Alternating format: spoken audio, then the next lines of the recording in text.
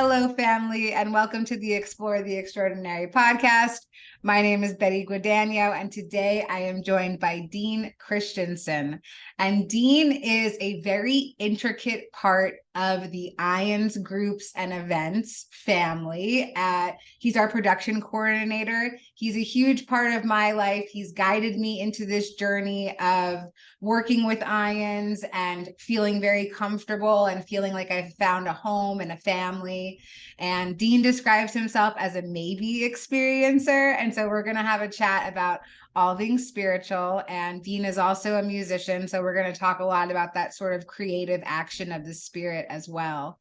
And so I just want to thank you, Dean, for being here. I'm going to toss it over to you to share a little bit about yourself with our community. And yeah, thank you for being of service.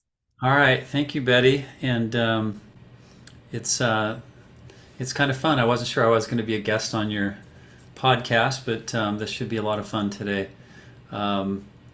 But yeah, my name is Dean Christensen, and I live in Gilbert, Arizona. Grew up in the Seattle, Washington area. And how did I become associated with IANDS and with near-death experiences? That's kind of a fun story, I guess. I always introduce myself when I'm in our online groups and events and things like that. I introduce myself as a maybe experiencer. So according to my parents, usually my mom will tell me that when I was 2 years old, I had some pretty severe respiratory issues due to like asthma, and I think it was more like, what do they call it now, croup or bronchitis or something like that. But I guess it was pretty severe, and supposedly I had to be what's the word? Brought back to life. Why can't I think of that word? But yeah, Resuscitated? that's the word. Yeah, resuscitated multiple times. I guess they said something like 7 times I was resuscitated at 2 years old. And I don't remember anything specific. I don't remember, some detailed near-death experience. Although I've met people who have had these, like, complete, total recalls of their experience much later in their lives. And I always think, wow, I wonder if I'll ever have that happen. But it's not that important. But the one thing that I do have a memory of, and I always explain this, it's a really easy and quick story to tell, but I can remember probably not long after that time period sitting in the back of my parents' station wagon, back when we had big old American station wagons, and seatbelts were just not really, we had them kind of, we used them sometimes, and but it was a pretty common thing to let your kid just go into the back of the station wagon and just play around in the back and look out the window. And I remember looking out the window, and we were traveling along on the road, and I was looking at everything on the side of the road. Even to this day, I have a very clear memory of this. I was looking at things like garbage on the side of the road, paper plates, and billboard signs, and anything that was on the side of the road that was white in color. And for some reason, I had this very specific thought, that's white, and maybe I wasn't even old enough to even articulate this, but I was looking at something that was white in color, and I was thinking to myself, okay, that's white, but it's not the real white. And I've carried that memory with me, ever since I was really young. I remember telling my brothers and sisters and my family about it, and it almost became kind of a loving but humorous joke, like, oh yeah, Dean, the real white, And I do come from a religious background, and so they definitely believe in, an afterlife and that sort of thing. But yeah, I've had that memory with me ever since I was maybe 2 or 3 years old, and then when I was about 18 or 19, I came across my first book. It just so happens, and I don't mind talking about this. I come from a LDS background, which is also known as Mormons. And Mormons are kind of a unique brood of people. It definitely depends on who you talk to. But one of the things about the Mormon culture is that they were kind of open to certain spiritual things, even if they weren't even aware of it. but they believed in this sort of idea of having spiritual experiences. It was usually in the construct and framework of their own religious theology, and then that would be considered an appropriate religious experience or spiritual experience. But they definitely have an element to them that I would consider more spiritualism. And so it wasn't an awkward or unacceptable or uncomfortable thing to start reading books on near-death experiences. And it was the first one. I mean, a lot of people are probably familiar with Betty Eadie's book, Embraced by the Light. That was probably the third or fourth book that I had read. But the first one was by someone named George Ritchie, and it's called Return from Tomorrow or Return to Tomorrow. It's been a little while, and I think I've given the book out a few times. But I was probably 19 or 20 years old. And, at that age, you're kind of trying to figure things out. You've been taught certain things, about why we're here, who we are, and our purpose. And there were certain things to me that just either didn't quite add up, or maybe there were a lot of things that just were still unanswered, about life after death and who we are. And I started reading these books, and I was just fascinated by some of the information that was coming, that I was learning about. And over the years, for me, in many ways, my study of near-death experiences has sort of filled in the gaps for me as far as what I personally believe about our spiritual reality and what we are and who we are. Because, and I kind of skipped over the fact that when I started reading that book around 19 or 20, I began to read more books, and I would kind of look for them. I wasn't like reading them every single month, but over the course of quite a few decades, I had bought quite a few books and read quite a few books. But then in the mid 2000s, and the internet was alive and well. It's an extraordinary time in which we live in, right? I mean, only this time in human history, just for the last 15, 20 years, do we have access to information that's just would have been inconceivable for millennia of, thousands of years in the past of human history. So we're kind of living a really exciting time. But I just started on my lunch hours, in the office. I would go on to nderf.org. It's just nderf.org. And there are two former board members of IANDS that started this website. And as far as I know, this is still true, but it's probably the largest repository of freely open given near-death accounts, and anybody can go on there and they can upload their near-death experience. And I think there's probably thousands of experiences on that. I mean, there were probably a few thousand even when I went and read it. But yeah, in the mid 2000s, I just spent a lot of time reading many accounts. And this is a time, I think, like a lot of people, we all go through certain really difficult times of our lives, and everyone has a different life path. I just stop me anytime, Betty, if I'm going too long, or if you want to ask any questions or interject. But I pretty much, went on, I was just doing a lot of things in life that were important to me. I went on a Mormon mission, came back. Took me a few years, but I found the person that I wanted to marry, and she wanted to marry me. So we got married and we started raising a family. But in my particular family background, we have a history of some mental health issues, like many of us do. I'm not embarrassed to use that term, mental health issues. But my mom had some very, very severe anxiety and panic attacks. And back when she had her issues or started having these panic attacks, they didn't really even have proper diagnoses for some of these terms. They would just say someone was having a nervous breakdown or somebody. That was a really common term. Oh yeah, they're just they lost their mind. They had a nervous breakdown and now they're at home and they can't leave their house. But nowadays we know a lot more about these different mental health issues and diagnoses. And I probably wasn't always that understanding of my mom. Not that I was unkind to her, but there are times where I just thought, wow, I just don't understand what she's going through.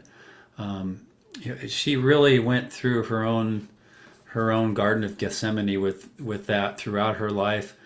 And I didn't really fully understand that until I went to college in Cedar City, Utah, and I graduated from there, and it was a great place to go to college, but not a really good place to look for a good job. And my wife and I, we always wanted to live somewhere that was a nice sunny climate. So it was a little gutsy of us, but I drove down to Phoenix. I had a little place someone helped set up where I could stay for a couple of months. So I found a job, and then I would drive back and forth to Cedar City, and then eventually I moved. Karen and our two little girls at the time. We moved them down here, and but because we come from a very traditional background, and I'm not remotely putting any blame on my wife, but because it came from a traditional background, we just viewed it as I would go to work and she would stay home, and we didn't really. That was the way it was supposed to be. But I didn't realize I had some anxiety issues, but I didn't realize my predisposition for the same issue that my mom had. And we'd probably been here a year, and I was working at Intel here in Chandler, Arizona. And I went into the bathroom and I started to feel really weird. And I just felt like I was dying. I thought I was having a heart attack. I didn't know what was going on, but I just felt like something wasn't right, and it felt awful, and I thought I was dying. And it was bad. And they ended up calling an ambulance and put me in an ambulance and sent me to the hospital. And in the hospital, they checked me out, and and my heart rate was probably up around 100, 120 beats per minute, and it wouldn't slow down. And it's funny because I knew I had had a couple panic attacks. I had a couple panic attacks up to that, but I didn't know exactly what was going on. I didn't know what they were, and they stopped. And so I just felt really weird, and I just didn't connect the dots. But at this time, I had this really severe panic attack, and it didn't stop. Went to the hospital. They checked me out. They tested me. And they're like, oh, you're fine. Your heart's fine. You're just having anxiety. Go home. And I was still having a panic attack. I haven't heard too many people, but I know it happens. But I literally had a panic attack for about 4 days in a row. And I would never wish this on anybody. It was just like being just the most. I would have taken any physical pain, I think, over this experience. It was just agonizing. And, after about 4 days, I finally got to the right person who gave me a little bit of medication that helped. But after that, I was really, really struggling with this, and I was trying to hold down a full-time job. And the only reason why I mentioned I was working and my wife wasn't is because I think I felt an awful lot of pressure on me, and I didn't realize how much was on me. We moved to a new place. I was the sole provider, and I think I was just overwhelmed with this pressure, and a few other triggers that probably prompted this. But also, there's a genetic component to it. It kind of runs in my family line. I'm not the only one. My sister deals with some of this as well. But kind of where I'm going with this is I think we all end up having different challenges in our lives, and in varying degrees. I'm not saying mine's worse than somebody else's, but for me it was a very significant time in my life, and I never ever thought I would be someone that would ever think about suicide or taking my own life. And by the way, I just warn everybody I'm an easy crier, so it happens pretty easily. So I'm just giving you a heads up, especially when I go back and kind of revisit this time period. But I was trying so hard, and I still wouldn't say that I was suicidal. I wasn't making plans. I wasn't constantly thinking about, if I could just end my life, things would be done. But I do remember thinking at a certain point I was so exhausted with dealing with this and having these panic attacks every day, and sometimes calling my wife, on the phone while I was at work, going, I don't know if I can make it through the day. And God bless my wife that she stuck through all of that. But I just I kind of was at that time where you hear a lot of people say I was at the end of my rope, and I just didn't know how I could keep on going on. And I was reading a book, was constantly trying to read something, find something that would help. And I was reading this book by Norman Vincent Peale, and it was an old book written probably back in the 50s or 60s. It was called The Power of Positive Thinking. I'm trying to find ways to help change the way my mind works and the way I'm thinking. I was doing self-meditation and stuff like that, but I was really struggling. And I finally reached a point where I thought, okay, I still don't think I would ever do that, but now I understand how people can get to a point where they would start thinking about that. I was kind of getting to that point, like, okay, now I get it. So I'm reading this book, and he talks about giving his clients this assignment. And the assignment was to repeat these two scriptures. And I think they're both in the New Testament, maybe both in the Gospels. But one of them was, and I'm going to paraphrase these very loosely, but one is, with God, all things are possible. I'm not sure if the four Gospels are in the New Testament somewhere. So with God, all things are possible. And then the other one, which, I don't know, they're both beautiful to me. The other one is the kingdom of God is within you. And he said he would give people this assignment. He said he would ask them to just say that to themselves and repeat it to themselves, throughout the day. Repeat it over and over again. And I did that throughout this day while I was at work at Orbital Sciences. It was an aerospace company that I was working for. And I remember going out for a walk during lunch, and I was still quoting it to myself. And that night, I went to bed, and I had this dream and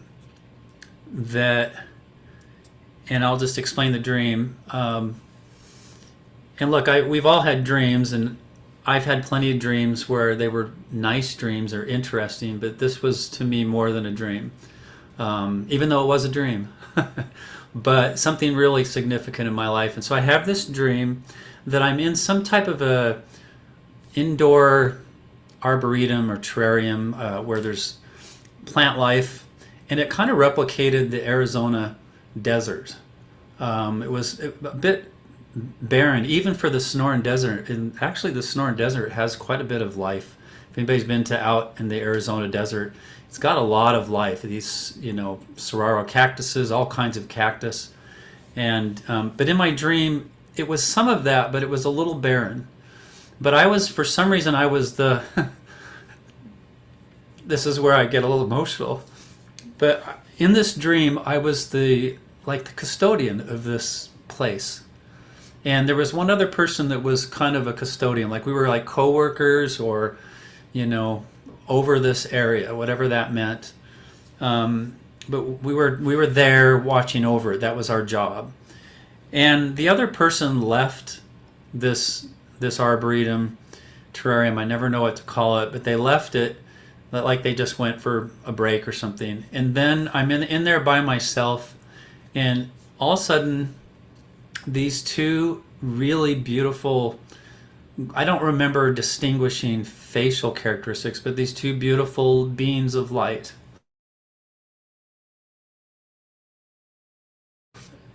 They came down, and they came down in there. They came down to me. All right, I'm gonna see if I can take a breath here and make this so you can actually hear it.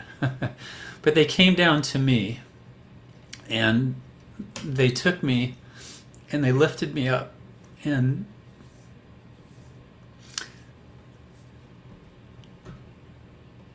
they took me out of this place, and they took me out into the out into space, which is an interesting thing to happen. They took me out into out into this grandeur of space. I don't remember specifics, but I just remember it was beautiful. It was, and it's something I've always identified with, like the beauty of, galaxies and nebulas and all this stuff. But it was just beautiful like that. And they took me out into this.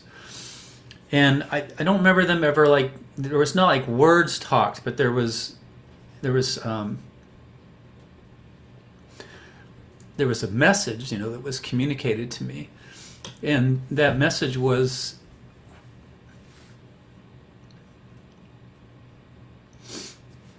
we just want to remind you of who you are and what you are, and that you've always been a part of this. You always will be. And then I just felt this, throughout this experience, I felt this beautiful, it's the closest thing I would say to what people describe as a near-death experience, but I felt this just beautiful, unconditional love. It was just so pure and so unconditional.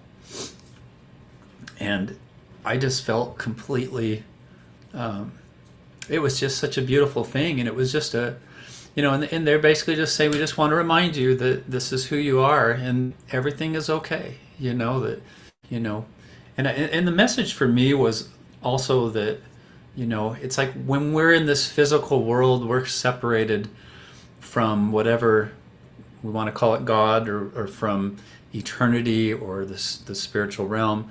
But yeah, we come to this physical world. And so, that was kind of part of that message too, is that, you kind of forgot, but it's okay. We're here to remind you, but it's okay. That's you are supposed to forget, I'm maybe adding a little extra, but that's kind of the overall message for me. And then after that, they took me back down into this arboretum,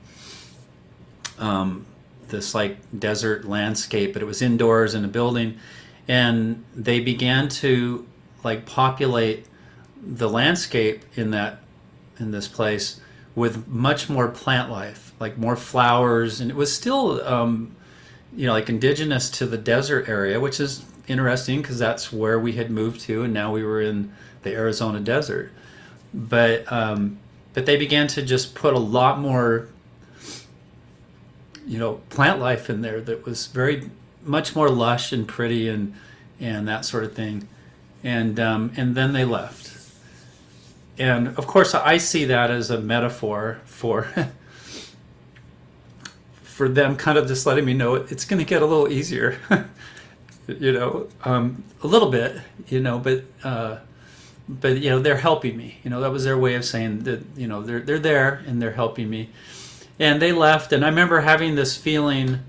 It was just this extreme amount of joy about this experience in my dream. I was still dreaming, and I remember thinking I was waiting for this other person to come back into this arboretum. And I just, the one thing I wanted to do was I was just saying, man, you would not believe what happened. It was just so amazing. It was so incredible.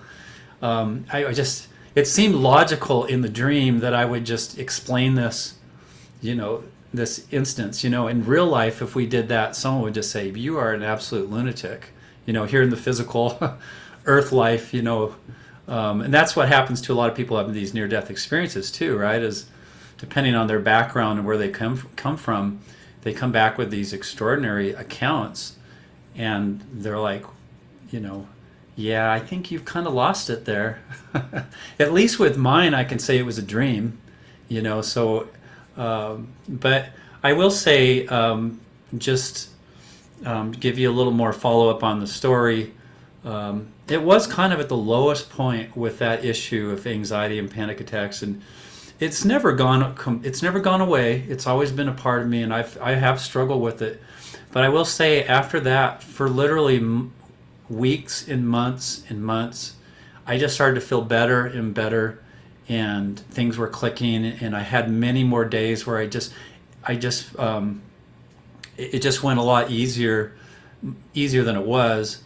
And the other thing is that that feeling that I had, that feeling of love, when after I woke up from this dream, I mean, I I literally felt like maybe the way people describe someone being a born again Christian or something, you know, and I'm not saying it made me an evangelical Christian, but I just felt almost like I felt almost washed and anew, and I just, this feeling of love was with me. I just felt like it wasn't leaving. It was just with me every day. I would just think about the dream just for 1 second, and it would all come back. But that also helped me, I think, go through some recovery during that time with this issue, and so that kind of lingered. It doesn't really, now it's kind of been so long, I don't feel that every day, but when I go back and I tell the story, I mean, you can kind of tell, even to this day, it makes me it's a very precious thing to me. It's a very special experience. So anyways, I wish I could tell that story without getting all boo-hooey, but I love you expressing your deep emotion while you share this sacred experience with others, you know. Sometimes I get like a little envious when people can like sort of tap into that feeling. I think that it's so beautiful just to be able to express like the love that you felt in that. And yeah, there's so much like metaphor behind that dream. And I love that your experience came to you in a dream, because I feel like that's planned as well. You know, like obviously I'm a big advocate for pre-birth planning, but I think that some people do choose different ways to have their spiritual experiences for fear of judgment, like how you just explained. Like if it happened to you, like eyes open, you might be like, okay, I'm too scared to tell anybody because I'm scared that they're gonna, you know, like judge me, or, you know, like people do judge. And so yeah, the fact that you sort of had that extra layer of safety saying like this is a dream, but you know, like this is a dream too. This waking yeah, reality that so we I've live in, heard. Yeah. yes, yes, is also a dream. So Yeah, I love it. it's kind of interesting because I am a little envious. It's funny you'd say you're envious, but I'm a little envious of people who've had their near-death experience, and for obvious reasons, right? For some of these people, it's like, hey, there's no doubt for me, I was there, you know. But for me, it's a dream. It was a very, very powerful experience, but it still was a dream, and so I could easily doubt that if I wanted to really go down the road of skepticism. And I don't know 100% for sure, but I truly believe that it was inspired, and it was for me at that moment in time. I will say too that, as you know, as you and I were talking, well, you know this because we've talked about it many times, about the passing of my parents. And since they passed, I've had 3 dreams. And for some reason, dreams that's what they do. They play this role in my life when I'm at certain, like, um, what's the word, like crossroads or points of your life. But if you want me to talk about my folks just for a moment, okay? Yeah, it's kind of an interesting story, but both of them passed away in 2021, December of 2021, on December 28th, of COVID. Um, and so COVID was a very real thing for us. So, you know, don't come talk to me about any conspiracies about COVID, because I'm not the right guy. Don't talk to me about it. But it's kind of interesting too. Coincidentally, I got COVID and my wife got COVID about 3 weeks before my parents got it. We live in a different state, but that's how widespread this pandemic was. And I mean, they were staying in my sister's house, living with my sister, and it got brought home into that household, and it spread throughout the household. But coincidentally, we got COVID about 3 weeks before that, and it was by far the sickest I can ever remember being. Unfortunately, I didn't have to go to the hospital, but I had a fever for about 12 days, like 103 fever. But I think the timing of it was interesting because I was over COVID, and because of my anxiety and panic issues, I can't imagine going up to Utah, where they were living, without already knowing I had had COVID, and and that was, I had the antibodies for it. I would have been really, really stressed with some pretty severe anxiety. So I had gone through that, and had already recovered. It had been about a week or two, and I had already kind of finally was starting to recover. And then it entered the household where my parents were staying, and they both got sick. My dad got sick first, and they had to take him to the hospital. So he went to a hospital in Layton, Utah. And then my mom, she got it a couple days later. But we had some in-home care for her already. But then we had to finally take her to a facility, and she ended up going to, I guess it was called like a COVID-specific facility. So my sister was able to go visit my mom a little more often than my dad, which was a tragic part of COVID. Was this thing where people were pretty much dying in hospitals alone. I think that's probably the hardest thing for me to have kind of get through, is knowing my dad pretty much died by himself. My sister was able to go see him once in basically a big hazmat suit, about 3 or 4 days, and I was able to talk to him on the phone before he became before he became incoherent and unconscious. But it's the interesting part about this is that I'll add a little humor in this story too.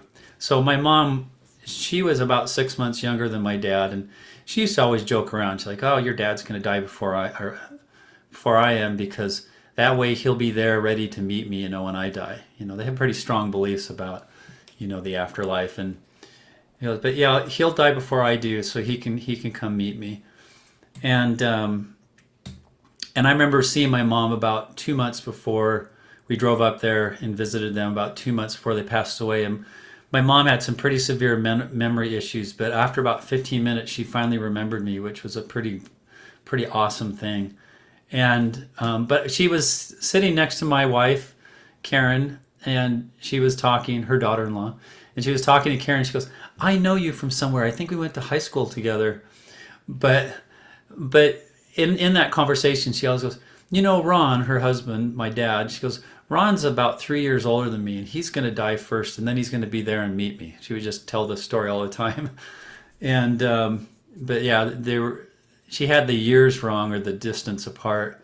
But sure enough, they both died. They died on the same day, December 28th. And when we got the death certificates back, they had died 13 minutes apart.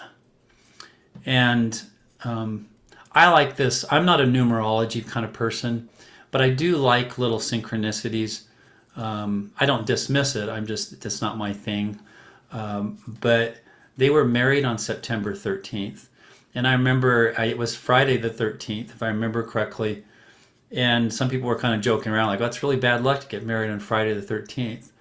But it's interesting, on their death certificates, it showed that my mom died 13 minutes after my dad.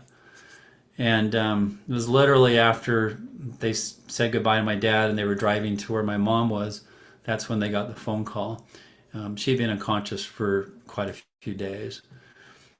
But I just love the idea that they were so close together. And in this NDE community, in the spiritual community, we talk a lot about this concept of maybe making some of the plans on our own, and I've heard this term a little more frequently lately, about planning exit points.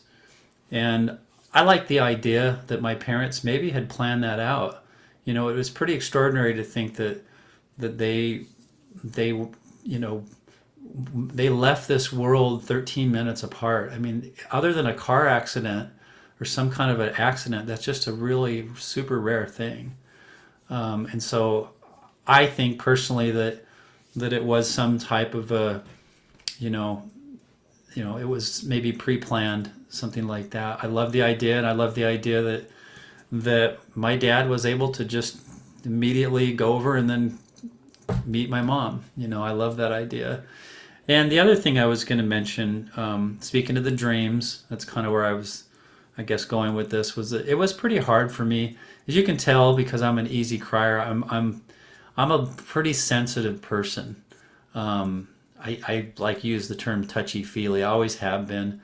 Not that I'm like easily offended, but I mean, I feel. I heard people say, "Oh, you're an empath." I'm like, okay, maybe, but I definitely feel things. I think pretty intensely sometimes.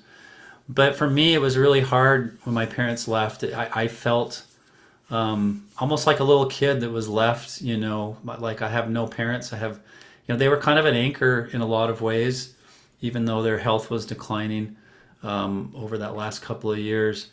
They were always my parents, and I really went through a hard time after their death. I felt really alone.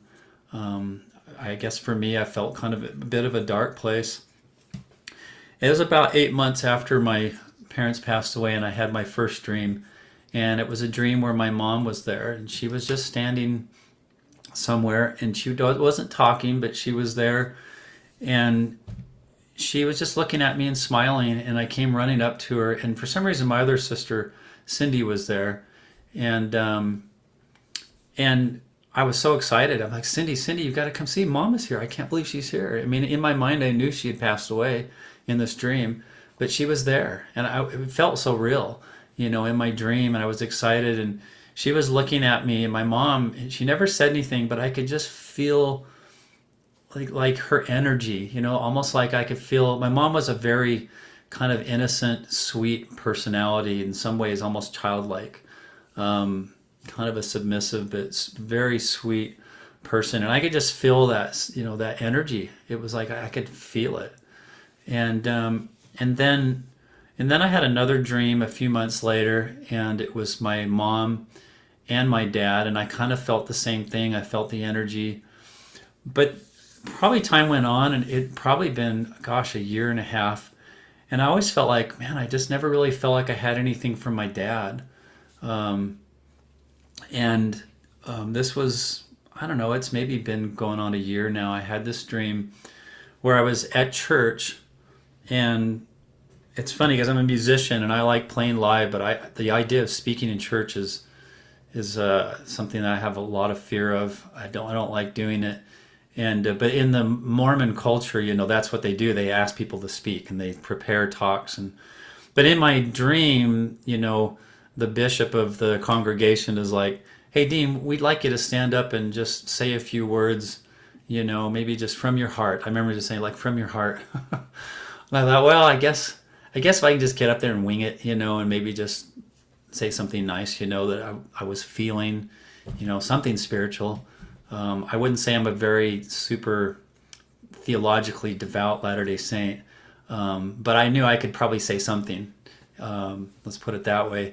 So I get up to the pulpit. I'm standing at the pulpit, and I'm looking out, and it's almost like a camera lens.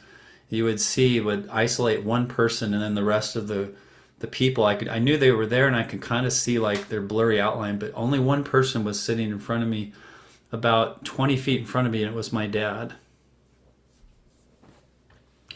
And he was just, my dad was a very formal guy. He was like a very by the numbers, ex-military guy. He always wore his tie to church. He always had a suit on. It's just part of the LDS culture too. Although it's gotten a little more liberal in the last while, but then my dad's sitting there, and he's just sitting back in the pews, and he's just smiling like this, and he's got a button down blue shirt on, and he's not saying anything, but he's just smiling, and I could just feel him like, like, I'm really proud of you. But I think that was it. Sometimes my dad could be a little intense. He was a good man, but sometimes he could be a little intense and um, and strong and that sort of thing. But he was just so relaxed, and he was just like, and I could just feel that energy. And I remember thinking, wow, I was so excited to see him. But to me, that symbolism of him here being in this normally, he'd be wearing a suit and tie. He's just relaxed in a button down shirt, and he's just smiling. And I was so excited I was going to run down and talk to him, and then I woke up. But it's funny, all of these dreams for me were parts of this therapeutic experience of kind of overcoming this grief. I don't know what it was, but each time I had a dream, it just made it that much easier to where I wasn't thinking about it every day. It just wasn't bothering me anymore. So it was something that was very helpful. Yeah, I love this. Yeah. I love the symbolism that comes to you in dreams, because I think that it's important to not discount that kind of stuff. Like I usually keep a journal next to my bed just in case I wake up in the night. And like when you can vividly remember a dream, it's not a dream, it's a message. I hear that all the time. It's actually a message. And it's just a good way for our guides to get to us because we're unconscious, like there's too much going on throughout the day and we can get really distracted and not see the signs. So something that you mentioned that struck me, well, you talked about being a musician, and I know that that's like really where you shine, and I want to make some space because you agreed to play a song for us, and so I'm really excited about that. And yeah, again, I want to thank you for your vulnerability and your willingness to be emotional, because like these experiences, they impact us in our life so much. And I just think that it's really brave, and it's true authenticity just to sort of like allow yourself to be how you are, to feel how you are. And it gives me courage that I can do the same thing. So I really appreciate you for being that way. And do you maybe want to share a little bit about like how spirituality and music sort of like work for you? Like, do you feel Sure. spirit when you're being creative with music? Yeah, I have a really diverse musical background. I don't know if background's the right word. You and I have talked about this. Sometimes I worry because there are times where I'm attracted to some music that's a little heavy or maybe a little darker. I like things sometimes that are a little more melancholy. I don't know why. Sometimes that, like, if you want to like relate to old stuff, it'd be like Pink Floyd. Some of that's a little, but even with Pink Floyd, there's like little spiritual nuggets in there. But I have an interesting thing because I'm kind of attracted to some of that music, but then I also listen to like ethereal ambient music all the time.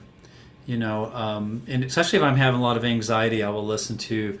There's an artist called Liquid Mind, but lots of different artists like that. I mean, nowadays we have at our fingertips, we can listen to anything we want, and so we have just an extraordinary cornucopia of selection, right? But I do listen to a wide variety of music, and I do listen to ambient music, and I've had a few experiences where, yeah, I actually wrote this song. I think it's still out on YouTube. It's not the most well produced song, but it's called Surrender. And I was always pretty close to my mom, or at least my heart was always a mama's boy, I guess. And I was probably thinking about her, and I remember going to bed one night, playing just some chords, and I thought, well, these are really nice chord progression. That's how songwriters write. And for me, it's always a chord progression first. And I thought it was really nice. But I was kind of dinking around with stuff, but I didn't really come up with any sort of vocal melodies or anything. But I liked the chord progression. And then I went to bed. Speaking of dreams, I forgot about this, but how apropos this is. I, in my dream, this was before I woke up, but I was having this dream that I could hear this woman singing. It was this really hauntingly beautiful melody, and they were singing Surrender, and it was just this really beautiful melody. And it's the only time this has ever happened, but I literally got up.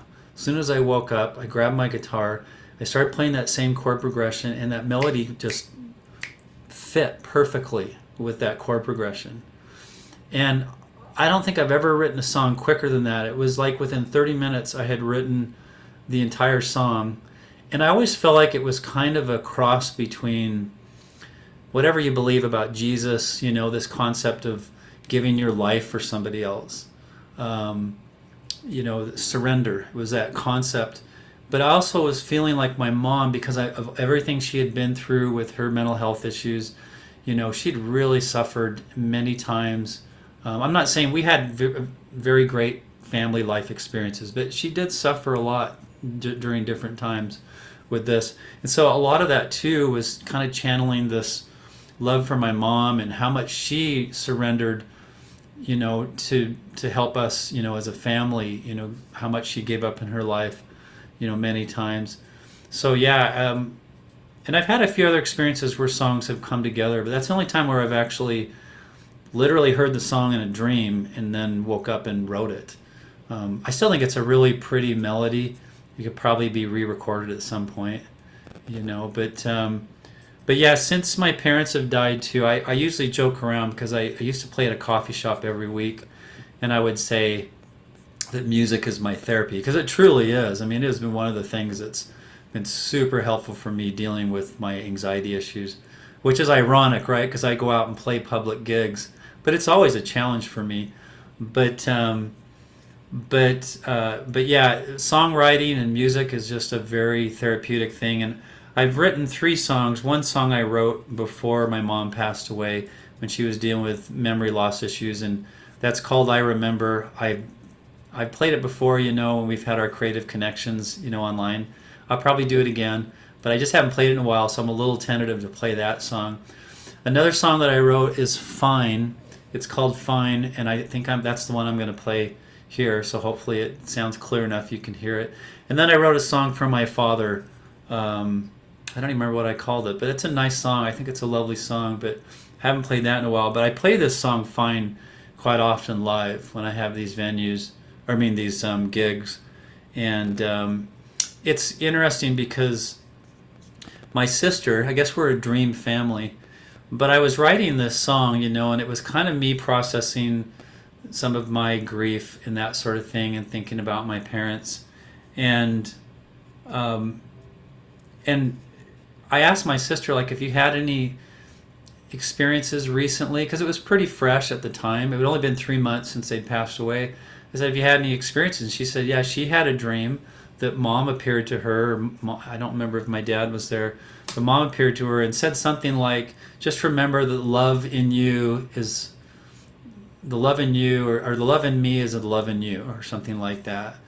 And, and so I ended up writing that in this song that I'm going to play. It's in the bridge where I say, and I had a dream that you appeared to me. Now, I can't remember the lyrics exactly unless I'm singing it, but basically appeared to me in white light, and you said that the love in you is the love in me. So that's great. I love you chatting about how you can use creativity as a tool to guide you through your grief. So yeah, let's set you up for this song, and thank you for being willing to share your creativity with us. Well, all right, this song is called Fine, F-I-N-E. So I'm fine. So, but yeah, I wrote this thinking about my parents passing.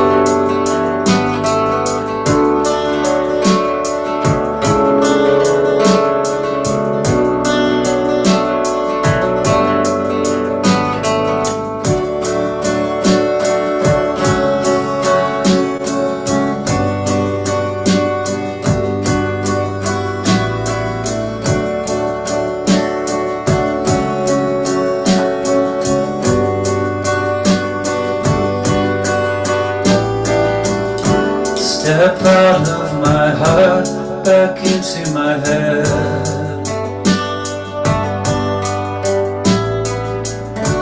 Go back to the start, I'll remember what you said.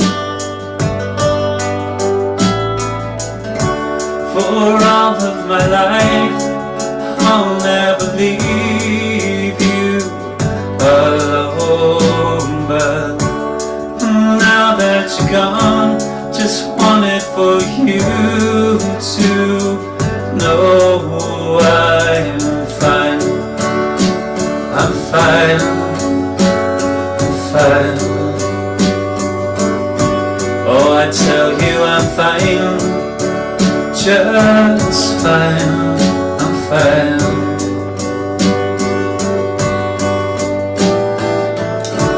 Now 3 months have passed, not even a sound.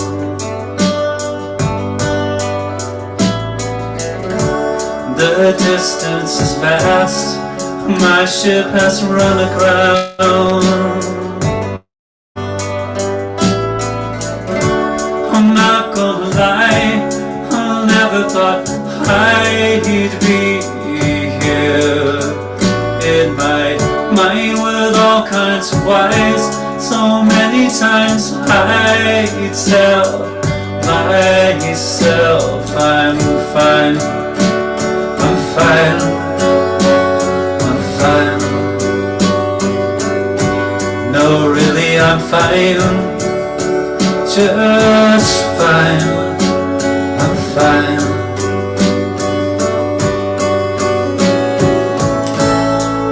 I had a dream that she spoke to me, glimmering light, oh, who said that the love in you was in me all of the time. Everything's fine.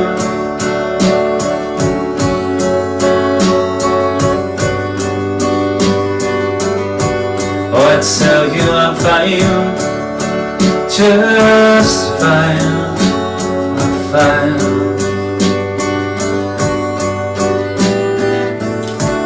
Think more about life and less about death. From holding your hand back to my first steps. For all of my life and all of the memories made with you, and all of the times so precious in my mind I feel.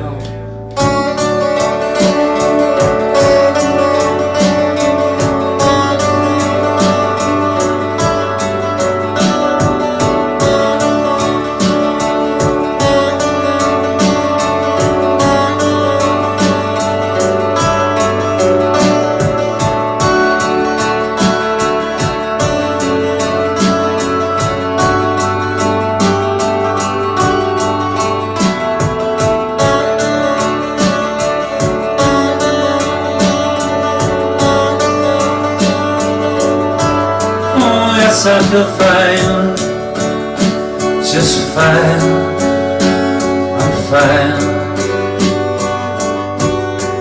Really I'm fine, just fine, oh I'm fine. Yes I'm fine, just fine, oh I'm fine. I tell you I'm fine, just fine, I'm fine. I tell you I'm fine.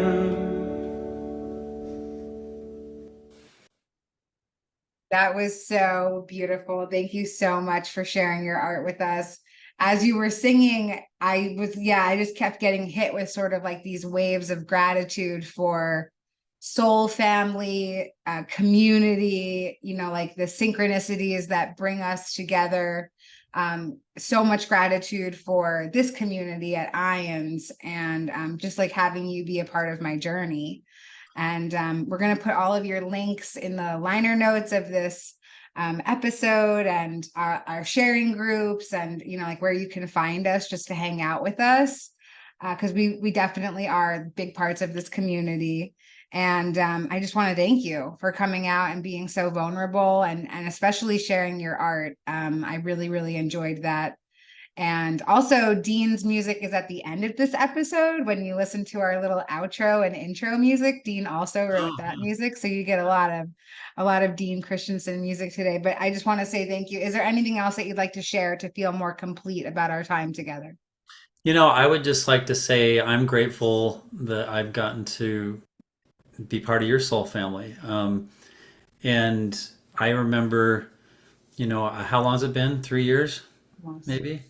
Yeah, I remember meeting you at one of our sharing groups, and I immediately just thought, I really hope that I would really like to have you come and work with us with IANDS, and it's been a fantastic experience, knowing you and working with you. And I'm humbled by your story and what you're doing. We've talked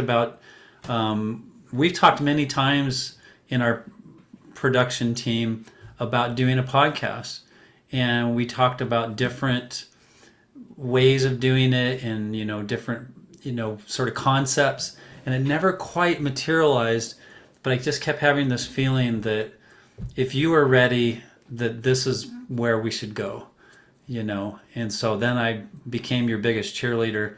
Yes. Well, we had lots of big cheerleaders for Betty, but I'm really super grateful that you're doing this, and I know you're in the right place at the right time. Yes, thank you so much. Thanks for believing in me and believing in the mission, and yeah, being such a big advocate for this podcast to launch. And I love being able to give all, like just the space to have all kinds of experiencers come and share. Like you don't have to have had a near-death experience to share on this podcast. We want to hear about all mystical experiences. Like today we talked about dreams and grief and creativity, and those are all parts of the spiritual journey too, so I'm really grateful for your willingness to come out and serve. And we'll see you next time. Be wavy.